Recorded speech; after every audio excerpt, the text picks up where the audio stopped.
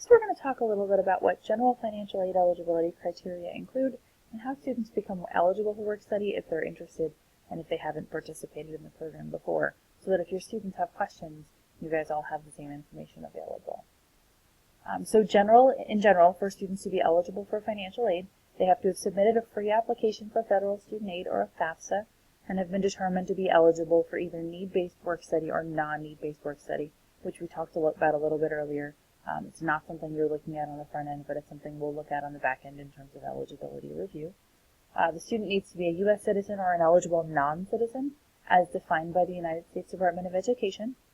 They need to have a complete financial aid file for the current academic year. So the 17-18 FAFSA was available for students to start completing as of October 1st. So we had a lot of students that actually went out and did that, which was great, but if they didn't submit any documentation that the financial aid office needs from them until June, July, or August, that's the date we're working from because that's when the file was complete. So we want to make sure these students get this stuff completed as soon as possible. They need to have a high school diploma, a GED, or have been successfully homeschooled. This is a question on the FAFSA, so they're not providing this information again. We will just pull it from there. Males need to be registered with selected service. Again, that's a question on the FAFSA, so they're not providing that information additionally. They cannot be in default on a student loan or owe a repayment on any federal grant to any educational institution. So if they owe the federal government money, the government's not going to give them more of their money until that debt is resolved at the institution where it may have been overpaid or defaulted.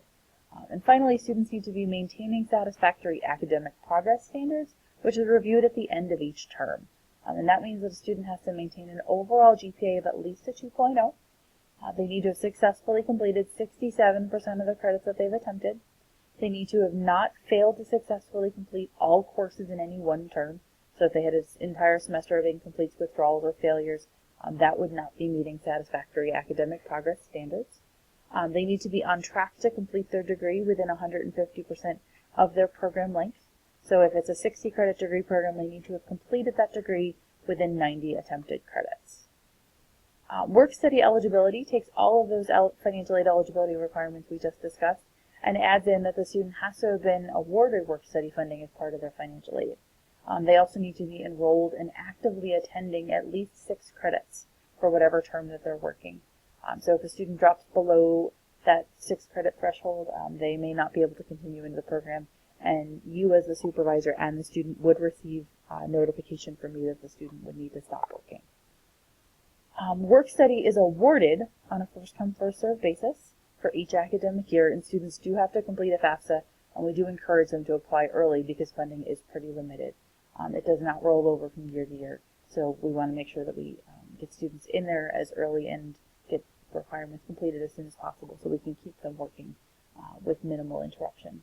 Both the U.S. Department of Education and the state of Colorado give us specific amounts of money each year on a use or lose basis, so if we don't spend it all over the course of the year, we may not get it back the next year. So we're pretty conscious about making sure we can spend it all and maximizing that utilization. Our allocation is provided to each institution and is determined on an annual basis and not always a guarantee and not always the same amount from year to year. So there may be some years where we have less money to work with than others, so we're trying to be conscious of what that looks like for students, what that looks like for departments, and making sure that we're being fair and equitable to everybody across the board. Each student is then allocated a portion of this eligibility to earn over the course of a year, so typically fall and spring. So they will get a little bit of the pie that we've received from the Department of Ed and from the state of Colorado. So what does work study, how is work study awarded to students? It would show up on their financial aid tab on eWolf under their payments and financial aid section, along with any student loans and grants that they're receiving. It will show up as an offer. They do not need to accept this offer. That's all handled in the back end as well. If a student is not awarded work study, but they're interested or you're interested in hiring this student, they may request to be added to the work study waitlist by calling, emailing, or visiting any financial aid service center. And review of these students will begin after fall census and will continue as needed until funds are fully allocated so that we can make sure that we're maximizing that utilization throughout the year.